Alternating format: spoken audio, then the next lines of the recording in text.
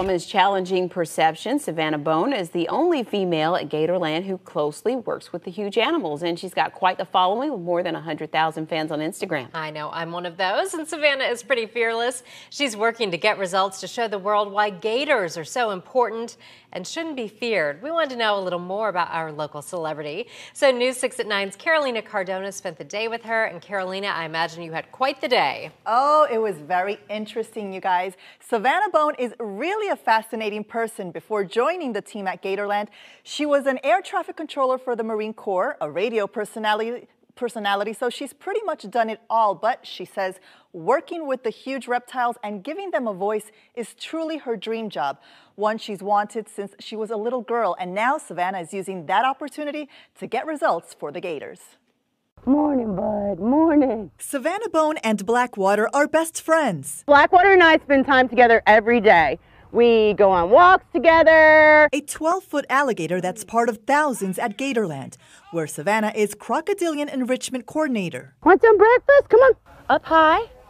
There you go. There you go, buddy. Her fearless interaction with these creatures is what's unique about her.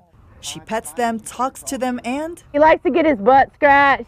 she's even named them. You already met Blackwater. Sometimes we just sit together because he's a really good friend to talk to about problems because he can't tell anybody what I'm thinking. But there's also Thrasher and Grandpa, just to name a few. We've got people coming in here every single day asking, where's Savannah? They know Savannah, they know Blackwater, they know Dundee, they know Ricardo, all of our alligators and our crocodiles by name. They learned all that from our social media. Savannah is something of an Instagram celebrity. That's where she shares with the world her love for these animals. I like for people to see a different side of them. Like the only side you're ever going to see in the news is an attack. We've given a voice to all of these animals. She says she's always loved gators, but it was many years before she got her dream job. At the top of my goal list was work for Gatorland for years and years and years, about 7 years. So finally got to do that. She's our biggest Burmese python here at Gatorland. Savannah's become such a driving force behind the positive image of alligators, leading her to do a TED Talks.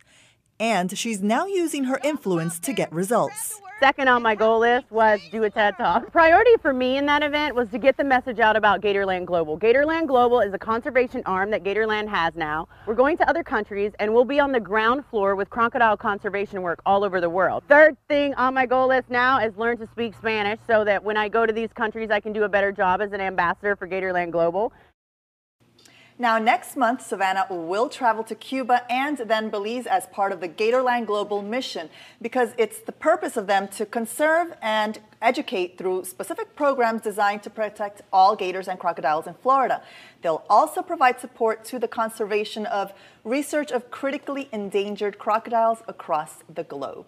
Pretty amazing. Wow. Yes, it is. And she's Great. certainly living her passion. I know you got pretty close to those gators, too. Yeah, but I was very confident, you know, in the way that they handled. And so, you know, I trusted them. I think that's important there to trust them. And something very unique is that when she was telling me that when she started 3 years ago at Gatorland, she had to change her voice because the gators were so accustomed to hearing male voices that she initially had to scream out at them. They were confused. They're like, what is this? Yeah, exactly. But of course, I am a monster.